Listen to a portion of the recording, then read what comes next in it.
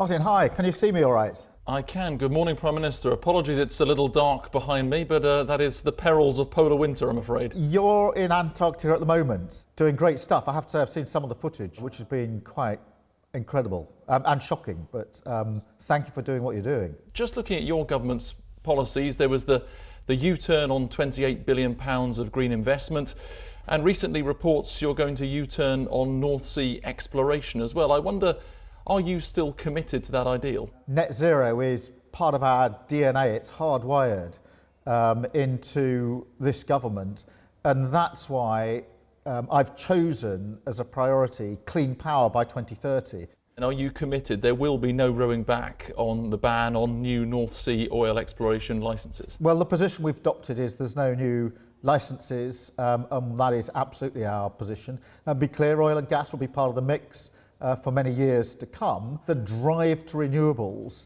to clean power, is very much where our focus is.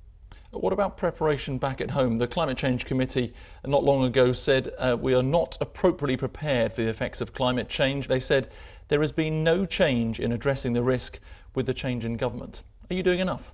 Yeah, I think we are. I think there's been a massive change. If you look at what used to be a cross-party consensus on net zero, unfortunately that's breaking down.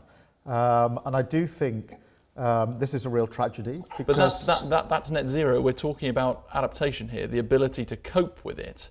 And that's where the Climate Change Committee is very clear that there has been no change in what your government is doing. Well, I don't accept that. I think we're making the necessary adaptations. But look, is it a challenge? Of course it is. But we have to rise to that challenge. But also, and importantly, showing leadership on this, because I do worry that the political consensus about net zero is breaking down. I do worry that that's happening domestically in the UK, and internationally that global leadership isn't as strong as it once was, and that's why I think the UK has to step up into that space.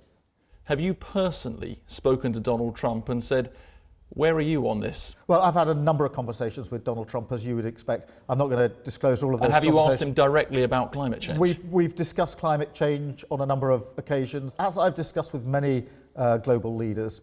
Prime Minister, thank you very much. Thank you very much indeed.